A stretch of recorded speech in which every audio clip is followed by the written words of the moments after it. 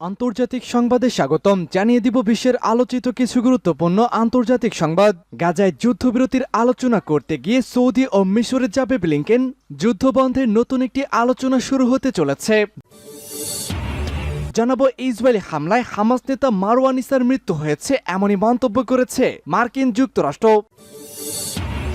এদিকে রোহিঙ্গা গ্রামে মিয়ানমার জান্তার বিমান হামলায় উদ্বিগ্ন জাতিসংঘ মহাসচিব অ্যান্তোনিও গুতেরেস। অন্যদিকে গাজা এখন সবচেয়ে বড় উন্মুক্ত গোরস্থান, ইসরায়েল ক্ষুদাকে যুদ্ধ জয়ের হাতিয়ার হিসেবে ব্যবহার করছে, মন্তব্য ইউরোপীয় ইউনিয়ন।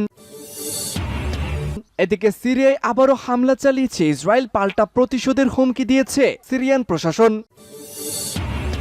সর্বশেষ জানিয়ে দিব, নির্বাচনে জয়ী হওয়ার পরে আরো ক্ষমতাধর হয়ে গেছে প্রেসিডেন্ট পুতিন। পশ্চিমা বিশ্লেষকদের মন্তব্য, অপ্রতিরোধ্য পুতিন কোথায় থামবেন? দর্শক, শুনছিলেন সংবাদ শিরোনাম, এবারে থাকছে বিস্তারিত। তার আগে আমাদের ভিডিওটিতে একটি লাইক দিন এবং চ্যানেলটি সাবস্ক্রাইব করে পরবর্তী আপডেট সংবাদ সবার আগে পেতে আমাদের সাথেই জুড়ে থাকুন। গাজায় যুদ্ধবিরতি নিয়ে আলোচনা করতে এবার সৌদি ও মিশরে যাবে মার্কিন পররাষ্ট্রমন্ত্রী অ্যান্টনি ব্লিংকেন। গাজায় যুদ্ধবিরতি চুক্তি নিয়ে আলোচনা করতে সৌদি আরব ও মিশর সফরে যাবেন মার্কিন পররাষ্ট্রমন্ত্রী অ্যান্টনি ব্লিংকেন। যুক্তরাষ্ট্রের স্টেট ডিপার্টমেন্টের মুখপাত্র ম্যাথিউ মিলার এই তথ্য জানিয়েছে। টাইমস অব ইসরায়েল জানায়, চলতি সপ্তাহে দেশ দুটিতে মার্কিন পররাষ্ট্রমন্ত্রী সফরে যাওয়ার কথা রয়েছে। সেখানে তিনি গাজায় বন্দীদের জন্য যুদ্ধবিরতি চুক্তি সুরক্ষিত করার প্রচেষ্টা এবং ফিলিস্তিনি ভূখণ্ডকে মানবিক সহায়তা বৃদ্ধির বিষয়ে আলোচনা করবেন। সূত্রটি আরও জানিয়েছে, ব্লিংকেন বৃহস্পতিবার মিশর সফরে যাবেন। এর আগে বুধবার তিনি জেদ্দায় সৌদি নেতাদের সঙ্গে দেখা করবেন। গত ৭ অক্টোবর শুরু হয় চলমান ইসরায়েল ফিলিস্তিন যুদ্ধ, আর এরপর থেকেই একাধিকবার মধ্যপ্রাচ্য সফর করেছেন মার্কিন এই পররাষ্ট্রমন্ত্রী। এবারে সফর হবে তার ষষ্ঠ সফর, সূত্র টাইমস অব ইসরায়েল। ইসরায়েলি হামলায় হামাস নেতা মারওয়ান ইসার মৃত্যু হয়েছে, এমন একটি প্রতিবেদন উঠে এসেছে যুক্তরাষ্ট্রের সংবাদ মাধ্যমগুলোতে। ইসরায়েলের বিমান হামলায় হামাস নেতা মারওয়ান ইসার মৃত্যু হয়েছে বলে হোয়াইট হাউসের কর্মকর্তা জ্যাক সুলিভান জানিয়েছেন। এইসব ফিলিস্তিনি স্বাধীনতাকামী গোষ্ঠী হামাসের সশস্ত্র শাখা ইজ্জা আল দিন আল কাসাম ব্রিগেডের ডেপুটি কমান্ডার ছিলেন। তবে হামাস ইসার মৃত্যুর বিষয়ে আনুষ্ঠানিকভাবে কোনো মন্তব্য করেনি। ইসরায়েলের গণমাধ্যমের সূত্রগুলো জানিয়েছে, ৯ মার্চ রাতে গাজার মধ্যাঞ্চলে আল নুসাইরাত শরণার্থী শিবিরের ভূগর্ভস্থ একটি টানেলকে লক্ষ্য করে চালানো ইসরায়েলি বিমান হামলায় ইসা নিহত হয়েছেন। রয়টার্স জানিয়েছে, ইসা তার চোখের আড়ালে থাকার সামর্থ্যের কারণে ছায়ামানব নামে পরিচিত।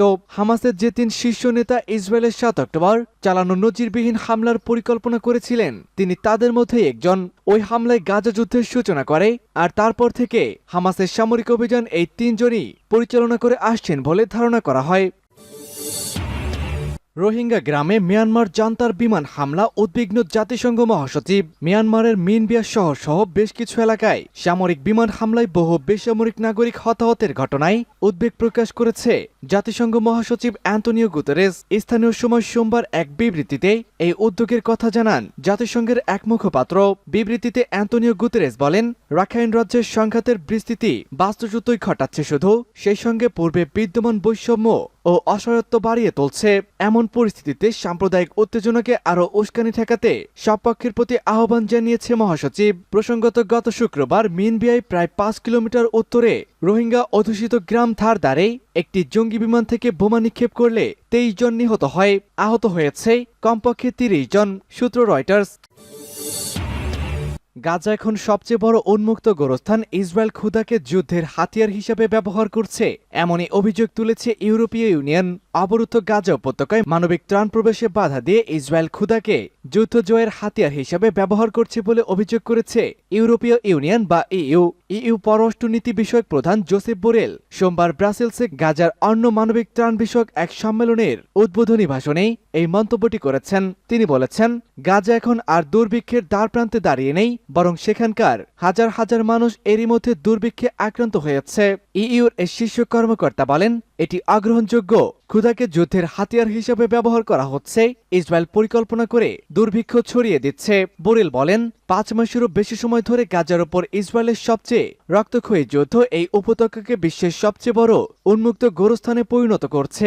তিনি বলেন, যুদ্ধ শুরুর আগে গাজা ছিল বিশ্বের সবচেয়ে বড় উন্মুক্ত কারাগার, আর এখন এটি হাজার হাজার মানুষের জন্য সবচেয়ে বড় উন্মুক্ত কবরস্থান। সিরিয়ায় আবারও হামলা চালিয়েছে ইসরায়েল, পাল্টা প্রতিরোধের চরম হুঁশিয়ারি দিয়েছে সিরিয়ান প্রশাসন। প্রতিবেশী দেশ সিরিয়ায় আবারও হামলা চালিয়েছে ইসরায়েল। রাতের আধারে চালানো এই বিমান হামলায় রাজধানী দামেস্কের গ্রামাঞ্চলে সামরিক অবকাঠামোকে লক্ষ্যবস্তু করা হয়। হামলায় কিছু বস্তুগত ক্ষতি হয়েছে বলে জানিয়েছে দেশটি। গত 5 মাসেরও বেশি সময় ধরে ফিলিস্তিনের গাজায় আগ্রাসন চালাচ্ছে ইসরায়েল, আর এর মাধ্যমে সিরিয়ায় এই হামলার ঘটনাটি ঘটল। মঙ্গলবার এক প্রতিবেদনে এই তথ্য জানিয়েছে বার্তা সংস্থা রয়টার্স। সিরিয়ার প্রতিরক্ষা মন্ত্রণালয় জানিয়েছে মঙ্গলবার ভোরে ইসরায়েলের সিরিয়ার রাজধানী দামেস্কের বাইরের গ্রামাঞ্চলে বেশ কয়েক সামরিক লক্ষ্যবস্তুতে ক্ষেপণাস্ত্র নিক্ষেপ করেছে। এই হামলার ফলে কিছু বস্তুগত ক্ষতিও হয়েছে। মন্ত্রণালয় এক বিবৃতিতে বলেছে, সিরিয়ার আকাশ প্রতিরক্ষা ব্যবস্থা ইসরায়েলি মিসাইলগুলোকে আটকে দেয় এবং তাদের কয়েকটিকে গুলি করে ধ্বংস করে দেয়। সিরিয়ার প্রায় 12 বছর ধরে চলা সংঘাতে প্রেসিডেন্ট বাশার আল আসাদের প্রধান সমর্থক হচ্ছে ইরান। দামেস্কো এবং লেবানিজ গ্রুপ হিজবুল্লাহর প্রতি ইরানের সমর্থনের কারণে তেহরানের বহির্মুখী সামরিক শক্তিকে দমন করার জন্য প্রায় নিয়মিত বিমান হামলা চালিয়ে থাকে ইসরায়েল। নির্বাচনে বিজয়ী হওয়ার পর পুতিন যেন এবার নতুন এক শক্তি পেয়েছে। বিশ্লেষকেরা প্রশ্ন করছেন, অপ্রতিরোধ্য পুতিন থামবেন কোথায়? 71 বছর বয়সেও যেন তারুণ্য ধরে রেখেছে রুশ প্রেসিডেন্ট ভ্লাদিমির পুতিন।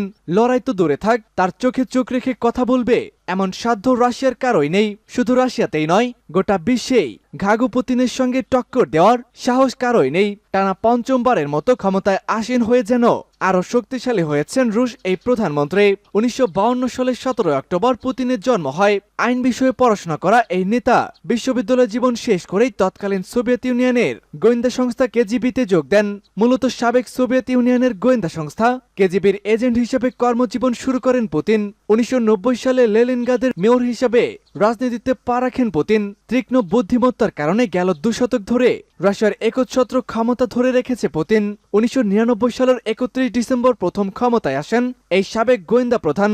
এরপর থেকে 4 দফা প্রেসিডেন্ট আর একবার ছিলেন প্রধানমন্ত্রী। এর মধ্যে 2000 সাল থেকে 2008 সাল পর্যন্ত দায়িত্ব পালন করেছেন প্রেসিডেন্ট হিসাবে। 2008 থেকে 12 সাল পর্যন্ত ছিলেন প্রধানমন্ত্রী। যদিও ক্ষমতার লাগাম ছিল তারই হাতে। আবার 2012 সালের এখন পর্যন্ত টানা ক্ষমতায় রয়েছেন এই রাশিয়ার লৌহ মানব।